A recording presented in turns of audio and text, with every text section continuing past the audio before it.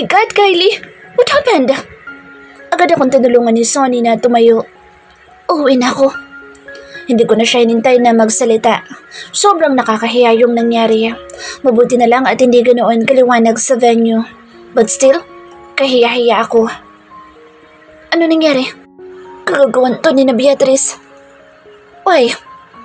Kasi, nakita nila na palapit ako kay Zion. What? Tumawa siya. Tinawanan mo ba ako? Napahiya na nga ako dahil sa nangyari. Hindi ako natatawa dahil doon. Natatawa ako dahil he likes Zion. I don't like him. Well, bahala ka kung ayaw mong maniwala. You know what? You're gonna need that makeover.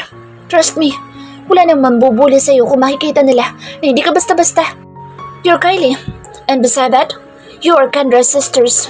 Your brother-in-law is a billionaire. Sila yun. Ako lang to, si Kylie. Ba't ka ba ganyan? Come on, sa pagkakakilala ko sa'yo, isa kang fighter. Ano? Dahil lang kay Samuel nagaganyan ka na? Ngumuwi ulit ako. Get over it. And embrace changes. Naiyak ako sa inis nang makarating ako sa bahay. Halo-halo na din ang nararamdaman ko. But before going to bed, naisipan kong gumawa ulit ng dance cover. Sinilip ko din ang convo namin ni Zion. It took me 10 minutes to think whether to trot him or not. Hey there, you really look hot in the dance floor. Napaawa ang labi ko na mag-reply siya pero sa huli na pati imbagang ako nang mabasa ko ang kanyang sagot. What are you? Sambusa sa fan? Lang niya. Ang kapal naman ng mukha niya. Damn you. Hindi na ako nag-reply pa. Pinigilan ko ang aking sarili na mag-type ng malutong na mura. Napakayabang naman niya. Wala kaming pasok na umagahan kaya naisip kong ayusin ang aking cabinet. Dilagay ko sa tray mga damit na pinaglumaan ko pati na din ang mga damit na hindi ko planong isuot. Kakaunti na lang ang natira sa cabinet ko. Magpapalit ka ng wardrobe? Nginitian ko si ate. Oo ate, pero baka sa sahod na lang. Yung sahod ko sa kanya ang tinutukoy ko. Okay, kung kailangan mo ng damit na pampasok, madami ako sa closet ko. Madami akong hindi pa nasusuot doon at mga hindi na din. Thanks ate. Nagbawas din ako ng mga shoes. Puro doll shoes ang karamihan na gamit ko dahil komportable sa paa. Parang gusto ko na ng madaming high-cut sneakers, boots at mga sandals. Same size kami ni ate kaya hiram na muna ako sa kanya. Doon na muna ako magsa-shopping sa kanyang closet. So, kamusta ang acquaintance party? Hindi maganda? I shrugged. I don't want to talk about it. Okay, sinilip lang kita para kumustahin. I just thought that you need someone to talk. Baka nag-iiyak ka pa din dahil sa nangyari. Nalungkot na naman tuloy ako. Ba't ba'y pinapaalala pa nila? Totoo ang kasabihan na mas matagal mag-move on nakapaligid sa'yo kaysa sa'yo na higit na nasaktan. Sa bagay, ganoon din naman ako noon sa kanila ni Kuya Lexter. Pupunta sana ako sa kwarto ni na ate nang maisipan kong kunan ng pictures and videos sa mga damit na plano kong itapon. Pagkakakitaan ko na lang, baka may mga gustong bumili. At doon nga naubos ang oras ko sa maghapon. Hindi na nga din ako nakakain. Sanay naman ako kaya hindi sumakit ang tiyan ko kahit wala itong laman. Nagpaakyat ako ng hapunan ko bandang alas 5:30. Katatapos ko lang maligo. Sumasagot ako ng mga chat mula sa mga bumili ng mga damit ko na idineclutter ko. Sulit ang pagod ko dahil nabenta ko lahat. Itinabi ko na lang muna ang pera. Iisipin ko kung saan ko gagamitin. Saka na ako magsha-shopping. Parang gusto ko mag-isip ng maliit na business. Buy and sell or kahit na ano. Magaling ako magbenta. Sarili ko lang ang hindi mabenta. I should stop this kind of thinking. First, I will change my name in all of my social media accounts. It's me, Kyla. Ang cute. Napataas ako ng kilay na makita ko na nag-view ulit si Zion sa last na dance cover ko. Gustong gusto ko siyang i-block so baka mamay isipin pa niya na bitter ako. Bahala ka dyan. Hinubad ko ang suot kong damit. Nagpalit ako ng sport bra at nagsuot ako ng jogger pants. Isinuot ko ang aking high-cut sneakers at nagsuot ako ng cup. Nag-rehearse muna ako upang hindi pa ulit-ulit ang pag-take ng video. I think okay na. Kuha ko ng steps. Posted it after with a caption. Señorita, by it's me, Kyla. I did it for fun and I feel good when I'm dancing. I didn't expect it to go viral overnight. Million views. Wow, napasugod tuloy si Sonny kinatanghalian. Sumali ka sa dance sport? Ayoko. At saka gusto kong secret lang itong account ko na to. Sayang naman. May pag-asa kang manalo doon, promise. Ayoko. Iiling-iling na lang ako habang hinihintay ko na matapos ang pangatlong contender. Ano pa nga ba? Napilit ako ni Sunny na sumali. Suot ko yung cup na sinusuot ko tuwing sumasayaw ko sa video. Nakasuot ako ng hoodie na bukas ang zipper at sa loob ay isang maiksing short at crop top. High-cut sneakers sa aking paa. Ang senyorita na dance cover ko ang sinayaw ko. Nung una walang gumagawa ng ingay mula sa mga audience.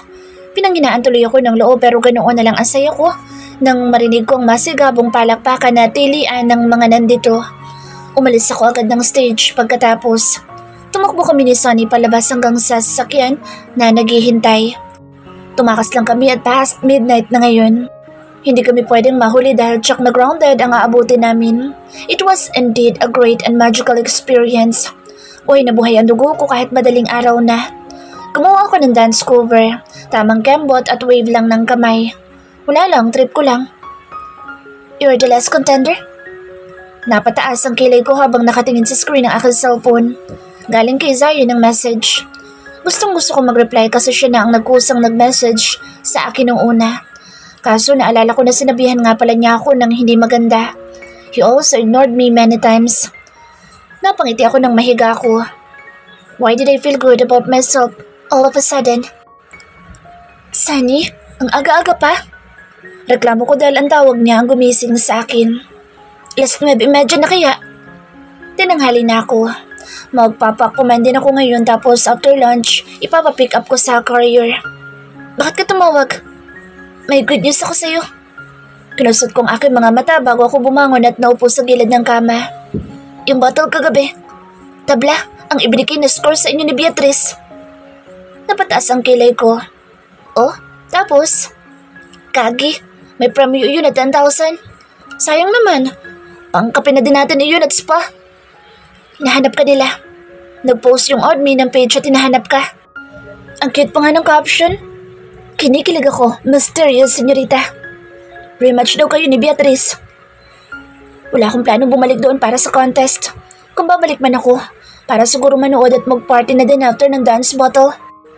Ang killjoy naman ito. Girl, kapag bumalik ka, magsisimula ka magkaroon ng pangalan? Pinulot ko ang tablet ko at chinek ang social media account ko. Yung may pangalan na It's Me, Kyla. Sabog ang notification at pumalo na ng 2 million mahigit ang aking views. Trending yung dance cover ko sa akin channel. Madami na din ako followers. Meaning, pwede na ako magkapera dito. Girl, magandang opportunity yung sa... Iyo ko, Sunny. I want to remain mysterious. Hindi na ako makikipag-battle pa ulit. Sayang naman. Kapag bumalik ka, tsak na magkakaroon ka ng madaming sponsors. Iyo ko. Okay, fine. Push mo na lang yung channel mo. Gawa ka na din ng iba pang account sa ibang platforms. Wala akong plano pumasok sa showbiz. Sinubukan ko lang namang sumayaw kagabi. Gusto ko lang ma-experience. Nagbasa ako ng mga comments sa video ko na trending. Nakakataba ng puso na makabasa ng mga magagandang comments. Ang dami ko na din followers. Tapusin ko lang ang gagawin ko, gagawa ulit ako ng dance cover. Kailangan consistent ang pag-upload para mas lumaki pa ang aking network. Nasa warehouse na si nanay nang bumaba ako para kumain. Nag-text ako sa kanya na may gagawin ako ngayong araw kaya hindi ako makakasunod doon. Pero kung kakailanganin nila ang tulong ko, tawagin na lang ako. Nasa baba din si na ate kasama ang kanyang kambal na anak. Kinarga ko ang isa pagkatapos kong kumain. Pinaubos ko ang kanyang gatas at hineles saglit bago ako bumalik sa taas.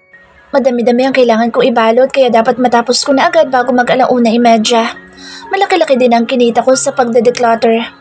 What if mag-business din ako? Ang shipping ng items ay tuwing Sunday lang dahil kailangan ko mag-concentrate sa pag-aaral. Pagkatapos ma-pick up ang parcels, nag-scroll ako at nag-isip ng pwede kong ibenta. Siyempre hindi pwedeng gayahin ko ang business ni ate. Dapat iba ang sakin. Papikit na ang isang mata ko dahil sa antok na makita ko ang pangalan ni Zion sa aking screen. Nag-message siya ulit doon sa It's Me, Kyla. Pupunta ka ba mamayang gabi?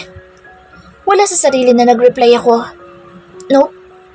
Mabilis siya nag-reply. Why? Hindi na ako nag-reply. Tuluyan ko na ipinikit ang aking mga mata at natulog. Padilim na nang magising ulit ako. Wala akong gana na kumain. Nalalata ako pero kailangan ko mag-upload ng video. Naligo ako at pagkatapos ay tumingin ako ng damit na maaari kong isuot para sa gagawin na dance cover. Nag-bralette lang ulit ako tapos cargo pants. I want to do a sexy dance but I need to practice more. Ang kantang Attention na lang ang sinayaw ko. Napataas at napaikot ang mga mata ko nang makita ko kung sinong una kong reactor. Naalala ko na sinabihan ako na obsessed fan. Siya kaya, ano siya? Some obsessed stalker? You're not really coming? Nag-message na naman siya. No, I'm busy. How about the rematch? Baka umiyak ang jowa mo kapag tinalo ko siya. I replied. Naglagay din ako ng madaming haha emoji sa dulo. Baka takot ka lang na matalo. Ito naman ang sagot niya. It's a trap. Hinahamon niya ako na pumunta. I can't come. I'm busy. What makes you busy? Kumunot ang noo ko. Na-scroll ko pataas ang convo namin.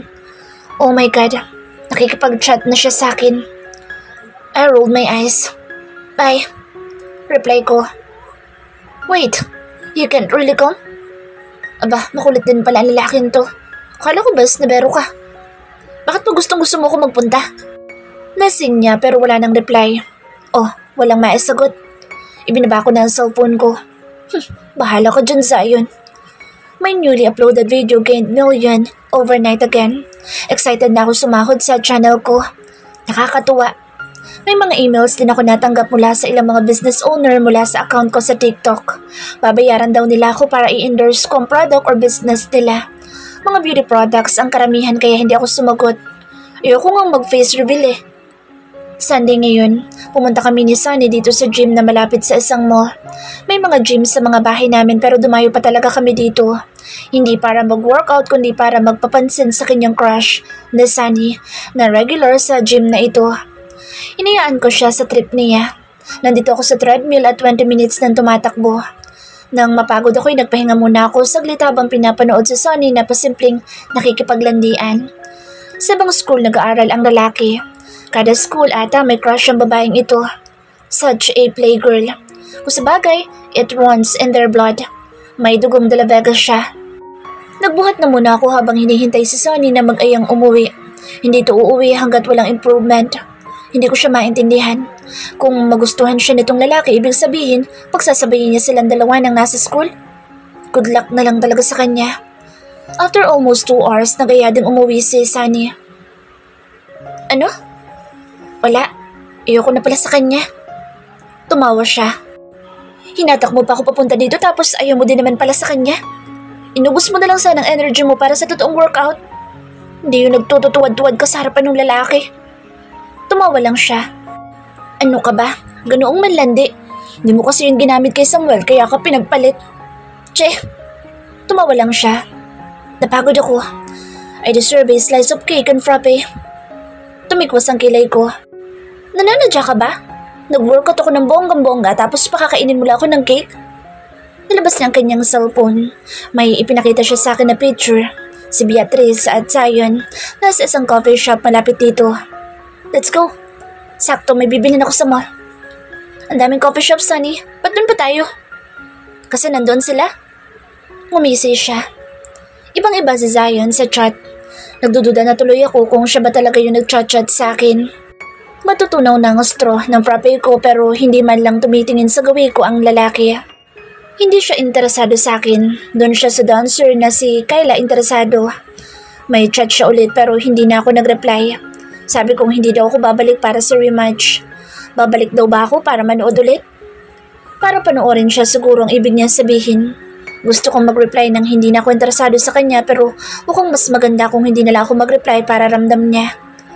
2 beses na niya akong binangga sa school at ni minsan hindi man ako tinapunan ng tingin. Sa ganitong paraan makaganti man lang ako sa kanya. In 3 weeks magkakaroon ng beauty pageant dito sa school at ang gusto ng mga board ay madami ang sasali. Kukuha daw sila ng representative kada department. Hapon nang mag-meeting ang lahat ng BMA. Kung sino ang madaming boto, siya ang magiging representative. I nominate the girl in red shirt. Napatanga ako na ituro ko ng lalaki na nasa dulo. Tinignan ko ang katabi ko at ang iba pang estudyante pero bukod tanging ako lang ang nakapula na t-shirt. Nagkaroon ako ng alanganing ngiti. Pageant? No, hindi ako marunong rumampa. At tsak na magiging kahiya-hiya lang ako. What's your name, bebe? Tanong ng presidente ng BMA. Kylie Rodriguez. Inilista nila ito sa whiteboard. 5 kaming na-nominate at pagkatapos ay pinarampa kami. Pang-4 ako sa rarampa. Ayoko sabi ko pero all of a sudden naging competitive ako. Hindi ko kasi nagustuhan ng rampa ng naunang 3. Kung silang isasali parang magiging katatawanan kami sa lahat. I can do better than that. At nang i-anunsyo na ako ang sasali, parang doon pa lang ako nahimas-himasan. Kung sasali sina Beatrice at Sunny, talo na ako. Kasali ka ba? Tanong ko kay Sunny nang magkita kami after ng meeting, each department. No, kasi alam ko sasali ka. Support ako sa'yo. Paano mo nalaman? Tumawa siya. Sunny! Nakipagtanguan siya sa mga taga-BMA. Phew! Tumawa siya at nanakbo. Hinabol ko naman siya hanggang sa may mga benches. Natigil ako sa pagsasalita nang makita namin sina Zion at Beatrice. Nasa likod sila ng puno sa dulo. Mukhang galit si Beatrice samantalang si Zion naman ay hilot-hilot ang kanyang sentido. Makahulugan akong tinignan ni Sonny. Alam ko yung iniisip mo. Tumawa siya. Inago pa niya ang cellphone ko sabay hanap ng isang account ko. My mysterious account. You two were chatting? Shh!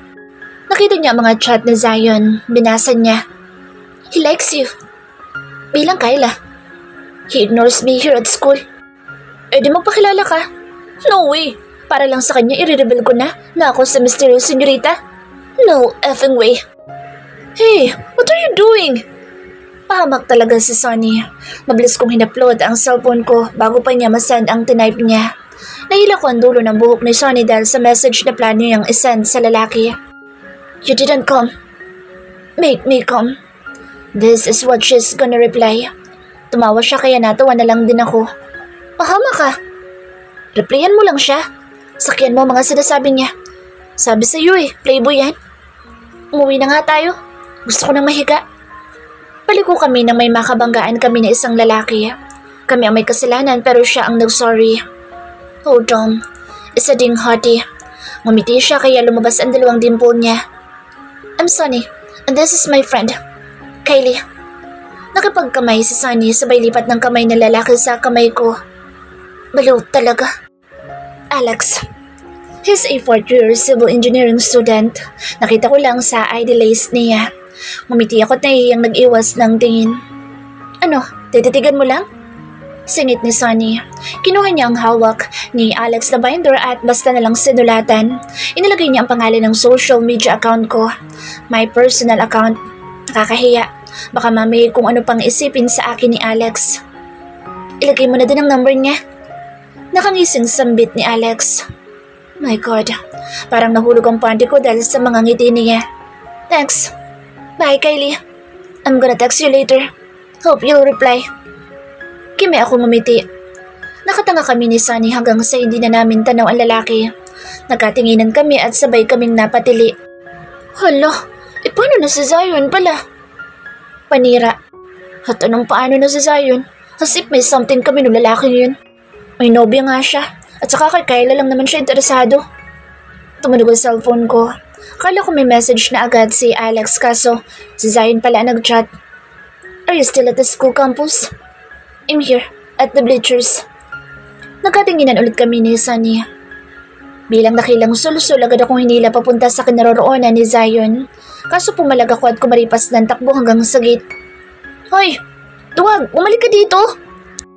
Nilangon ko siya sabay balat nang may makabanggaan ako. At balagi na lang may bumabangga sa akin. Bulag ka ba? At si Beatrice pa talaga ang nakabanggaan ko. Tinabig niya ako saka ako nilagpasan. Nasa bleacher siguro yun. Sabi ng kaibigan niya. Mukhang hinahanap niya si Zion. Buti na lang at hindi ako nagpunta doon. Dahil kung nagkataon, madadatnan ako doon ni Beatrice. Baka mami magkarambulan kami ni na Sunny. Kala ko loyal si Zion sa nobya. Kaso mukhang napagsawanan niya ito. Masama ang ugali ng babae kaya hindi nakataka-taka. Saka babaero din ang lalaki. Beatrice can't make him stay. Habang kumakain ng dinner, tumunog ang aking cellphone. Tinignan ko lang ang screen at sa isang iglap, parang bigla ako nagkaroon ng energy sa katawan nang hindi ko alam na dahilan. Nag-text si Alex. "Hey Kylie, it's me, Alex." Pupulutin ko sana ang cellphone ko nang tumikim si nanay. "Kumakain tayo." Napanguso ako. Ang mag-asawa naman ay nagkatinginan. "Manliligaw?" Tanong ni ate. Umiling ako. Iling na hindi pinaniwalaan ng mga kasama ko sa bahay. Nagmamadali akong kumain upang makaakyat na ako sa aking kwarto. Magre-reply pa lang ako nang tumunog ang notification ng aking cellphone. I have just received a message from Zion. "I've waited for you, but you didn't came." Nakauwi na ako kanina. Nalukot ang mukha ko. Bakit siyang una kong nireplyan? Nag-type ako ng message para kay Alex. "Hi. Hindi ko alam ang dapat ko sabihin kaya ito na lang muna. Bukas, anong oras matatapos ang klase mo?" Tanong ni Zion. "Busy?" Text naman ni Alex. Sumabay pa si Sonny. Nag-text na si Alex? Ano sabi ni Zion? Nag-reply ako sa babae. "Yup." Zion said, "You waited for me." Katatapos ko lang kumain. Kumain ka na ba? Shit, bakit kay Zion ko na-send? Baka mamaya kung ano na naman ang sipin na lalaking to. Sa isip pa man din niya, isa akong obsessed fan. I copied my text and sent it to Alex. Mabilis na nag-reply si Zion. "Not yet. I was busy thinking about you." Oh my God. Bakit parang... Inikot ko ang aking mga mata at hindi na ulit nag-reply sa lalaki. Nagpaalam na din sa Alex. Kailangan niya kasing gumawa ng plates. May gagawin din ako. Hindi pwedeng ma-addict sa pakikipag-chat. Kailangan kong gumawa ng video at mag-isip din ng business. I uploaded a new dance cover video. Zion commented emoji fire. Alawak tuloy ng ngiti sa labi ko. Kinukulot pa din ako ni Zion na makipagkita sa kanya. Sa Alex naman ay busy sa school. Pero minsan binibilhan niya ako ng frappe at dinadaan sa akin sa may bench kung saan kami nakatambay ni Sonny in between classes. Grabe. Dalawang lalaki agad ang nabingwit mo. Ngumiwi ako. Hindi ka pa totally nagma-makeover sa lagay na yan, ha? Plano kong magpaayos ng buhok sa weekend. Magpapa-highlights ako at magpapagupit na din. Parang ang boring na kasi ng itim na itim at bagsak kong buhok. Tuwing hapon may practice kami para sa pageant. Ginagabi na nga ako nung uwi. Minsan hinihintay ako ni Sonny pero para hindi siya mapagod, pinapauwi ko na lang siya. Sinusundo naman ako ng driver ni Kuya Lexter. Nag-message din sa akin ng page ng dance sport para sa rematch namin ni Beatrice. Itinag sila ni Zion. Masyadong pakialamero ang lalaking iyon. Sinabi ko na ngang hindi na ako babalik eh. Next week na ang pageant. Dahil kasama si Beatrice sa mga contestant, kailangan kong pagbutihin. Nag-hair pa nga ako ng coach para sa pageant. Sa talent naman, undecided pa ako. Kailangan ko masungkit ang Best in Talent na award. Kahit ito lang. Kasi sa totoo lang, ang gagaling rumampa ng mga kasama ko. Saturday, gusto makipagkita ni Alex. Kaso kailangan ko mag-practice. At dumating din kasi ngayon ang 2 bail ng in-order kong ukay-ukay. Lalaban ko ito. Saka ko ipopost para ibenta. Pero hindi pa muna ngayon dahil madami pa akong ginagawa. Mabawi ko man lang ang binayad ko sa coach na kinuha ko. Hindi ako nakapag-record ng video this weekend at hindi ko pa din nasilip kung may message sa Zion. Pakiramdam ko ibang tao ako pagkatapos ko makita ang sarili ko sa salamin. My hair was tied and layered. My eyebrow was laminated. Magpapalash extension din sana ako kaso saka na dahil kailangan ko maglagay ng mahaba at volumized na falsies sa pageant. Gusto ko matawa sa reaksyon ni na ate, nanay at Kuya Lexter nang makita nila ang bago kong itsura. Ako lang to, no? Ang ganda mo, sabi ni ate. Halak nga talaga kita, sabi naman ni nanay na ikinatawa naming magkapatid. So, you're okay now, huh? Ate, nagpaayos ako para sa sarili ko at hindi dahil sa kanya. Okay, sabi mo eh. Lunes, naging puspusan ang pag-ensayo namin para sa pageant. Kylie, wow, talagang pinaghandaan mo pageant ha? Kaya nga, bagay sa'yo ang buhok mo. Friendly ang ibang mga contestant except kina Beatrice at yung 2 babae na sabi ni Sonny ay kamag-anak din daw ng babae. Kanina pa masama ang tingin sa akin kahit na wala naman akong ginagawa sa kanila. Katatapos lang ng practice at pabalik na kami sa classroom para sa last subject nang marinig ko ang usapan ni na Beatrice na nasa aking unahan.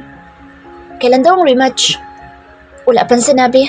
Hindi daw sumagot yung babae sa text sa kanya. Mukhang naduwag na.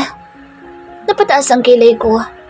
Kapag natalo ko siguro ang babaeng ito sa dance sport, tiyak na tanggal ang angas niya. Hayaan mo, baka makumbinsa ko na jowa mo. Manda kang matalo. Baka pati jowa mo'y maagaw ko sa'yo. Napangisi ako. May text na naman nga si Zion. Lalaban daw sila ng grupo niya sa dance battle mamayang gabi. Tinatanong kung manonood ako. Nareplyan ko lang siya nang makauwi na ako sa bahay. Hindi, madami akong ginagawa. Kailan ka ba pwede? Who's the obsessed fan now? Tanong ko. Nagsan siya ng emoji ng nakataas na kamay. Napatawa ako. So, inaamin mo? Of course. Obvious naman na obsessed ako sa'yo. Babaero. Hindi ako babaero. Ano ka pala? Loyal? Magpakita ka lang sa'kin? I'd break up with my girlfriend. Napatanga ako. I screenshot his message and sent it to Sonny. Natawa ko sa reaksyon ng babae. Sabihin mo na makikipagkita ka. Sa gabi ng pageant ka mo. Magre-reply na sana ako nang kumatok ang maid. May bisita ka. Bisita?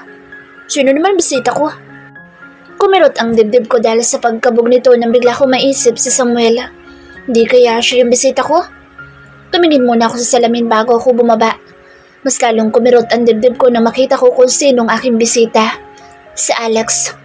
Paano niya nalaman kung saan ako nakatira? May dala siyang bulaklak. Hi. Tumayo siya, tinintay ako makalapit sa kanya. Sakto namang kapapasok lang ni nanay sa pintuan. Nagulat ito nang makita ang bisita. Tumikim siya at lumapit sa akin. Sina ate at Kuya Lexter naman ay pababa ng hagdanan. Ano ginagawa mo dito? Ngumiti siya.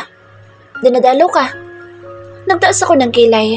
Ang mga kasama ko na may nakataas ng kilay habang nakatingin sa akin. Nga pala, nanay ko, ate ko at bayaw ko. Nakapagkamay si Alex. Sobrang galang niya at magaling din siyang magsalita. Napadalo ka, iho?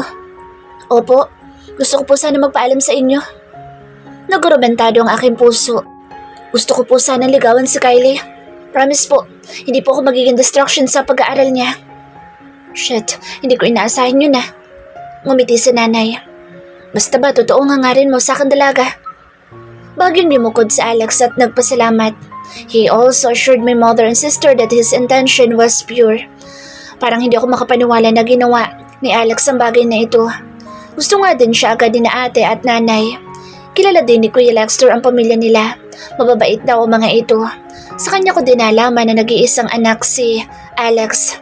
Inaya siya ni nanay na mag-dinner na din dito but he politely said no. Hinihintay na din daw kasi siya ng kanyang mommy. Nagpunta lang talaga siya para formal na magpaalam na manliligaw. Kinikilig ako na umakyat ng silid ko, kahit na medyo panira si nanay. Huwag ibubuhos ang lahat, dahil baka mami iiyak-iyak ka na naman. Ba't bang nego ng nanay ko? Ang daming message ni Zion pag-check ko ng phone ko. Ganoon din si Sunny. Alam ng babae na pupunta dito si Alex pero hindi man lang sinabi sa akin. Sinusulsulan niya ako kay Zion tapos tinutulungan din niya si Alex. Ang lakas ng trip niya. Kailan ka ba magpapakita sa akin? Heto na naman si Zion. Tapos na ang contest. Nanalo ulit sila. Ang saya sana kung nandito ka. Hindi mo pa nga nakikita mukha ko, ganyan ka na. Kaya nga, ano pa kaya kapag nakita kita, diba? Baka pakasalan agad kita. Natawa ako sa hirit niya. Masama ito.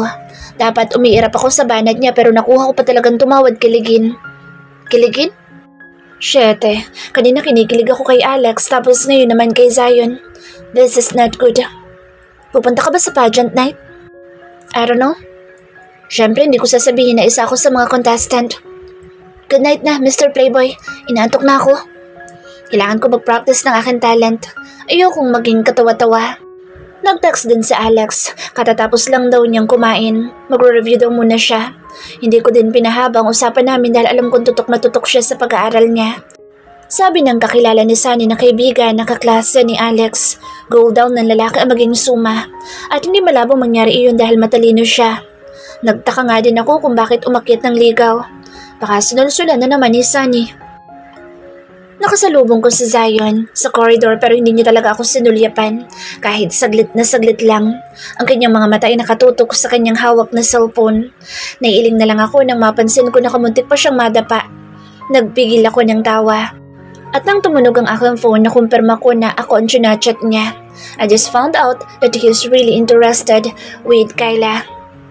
I'm in the library. Where are you? Feeling mo naman magpapakita talaga ako sa iyo no? Hindi ako nag-reply. Ang iniiwasan ko ngayon ay ang mabuking niya ako. Mamaya na ako magre-reply pag uwi ko ng bahay. 3 p.m. natapos ang aking klase. 3:30 din na mag-start ang aming rehearsal. Bago ako pumunta ng studio ay nakipagkita muna ako kay Alex. Binilhan niya ako ng frappe. Gusto niya ata akong patabain. Nagda-diet pa man din ako para sa competition. Sumipsip lang ako ng konti tapos si Sunny nang umubos. Napaka-thoughtful niya. Kahit na busy siya, he always find time para makita ko sa school. At tingin ko mas maganda na yung ganito. Kaysa lagi siyang may oras sa akin dahil baka ma-fall ako sa kanya. Madistract pa ako sa pag-aaral ko. Napahinga ako ng malalim dahil sa pagod. Matrabaho pala ang sumali sa pageant. Madaming sakripisyo ang kailangan mong gawin kung gusto mong manalo. And to think, nasa school lang ang pageant na ito. Ano pa kaya ako national or international magkukumpit? May topak si Beatrice habang nasa practice kami. Nagtatampo ito kay Zion dahil nakalimutan nito ang monster nila. Tapos ang boyfriend niya ay walang ibang ginawa kundi kulitin ako. Hindi kaya may iba na siya? Tanong ng kanyang mga kaibigan. No, imposible. Sino pa bang makakahigit sa akin? Ang taas talaga ng tingin niya sa sarili niya. Imbis na maaawa na sana ako sa kanya, nagbago na naman ang isip ko. Gabi na nang matapos ang practice. Umuwi akong pagod at gutom na gutom kaso hindi pa ako pwede matulog at kumain ng gusto ko. I only had salad for dinner. At pagkatapos maligo, nagpractice ako para sa akin talent. I also posted a short dance cover for my channel dahil baka iwanan ako ng mga viewers and followers ko.